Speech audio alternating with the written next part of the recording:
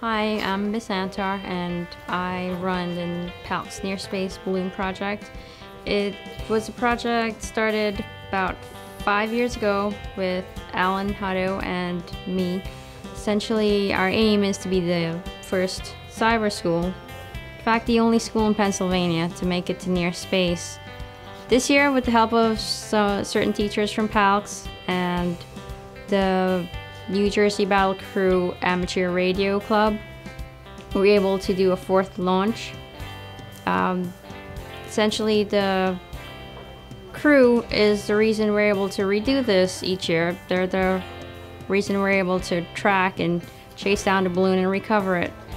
They volunteered their time and their equipment, and they've donated quite a bit to the experiment, and the project couldn't happen without them. The payload, essentially a styrofoam box. Previous years, we've had scientific equipment on to measure things like UV rays and barometer, temperature, light. The range for near space would be between 60,000 feet to 100,000 feet. So within a couple hours, if it had reached in that range, we would have gotten to see the curve of the Earth. So onboard equipment on the payload this time around, I included 2 cameras, one to get the curvature if we made it within the 60,000 feet to 100,000 feet. A beacon that was programmed in Morse code to say NJ2BB and PALCS project.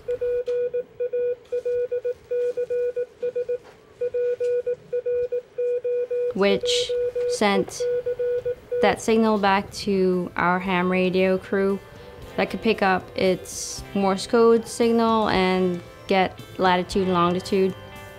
An APRS system which sent other information like altitude, also helped pinpoint its location a little better, helped put it on a map that the crew had that we're able to track without help of the internet or something like Google Maps to pinpoint exactly where the balloon was at any point in time.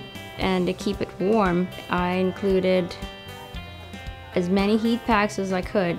Last time we tried this launch, we lost signal, and that was because the equipment just got too cold and it stopped sending a signal. So when it landed in a tree, and for a day we didn't know where it was just because it was too cold. So once it warmed up, once it returned to Earth, it started sending out packets of Morse code again, and we were able to track it down and recover it.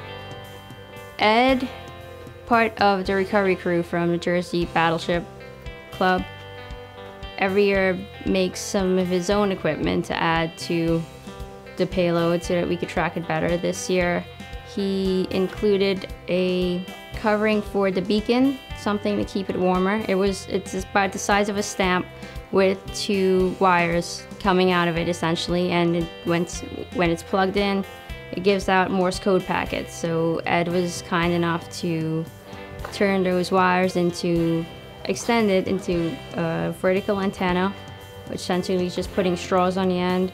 And he made a box for the beacon that was strapped to the outside that got added to the lid. The antennas we just vertically added to the outside.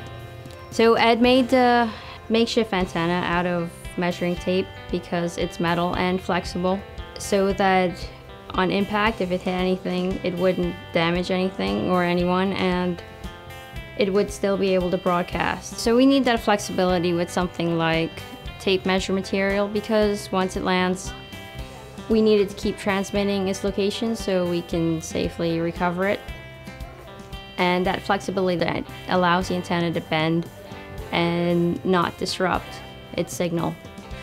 This year we got to 65,298 feet, which is in near space range, so I'm going to count that as a success for PALCS. First time I think any school in Pennsylvania has gotten that high, certainly any cyber school, so it's a first. This year it landed in a field near the Pennsylvania-Maryland border. We had to navigate some electric fences to get it. It took about an hour and a half using special antennas from the battleship crew called a Yagi, which is a handheld, helps you zero in on the location. So we just followed that for a while until we were able to hone in on it and recover it. So successful launch, successful recovery, and I'm hoping to repeat that again in the fall of this year. As always, we'd love to get family participation in this project, so please stay tuned for announcements. We'd love to see you come out for the balloon launch in the fall.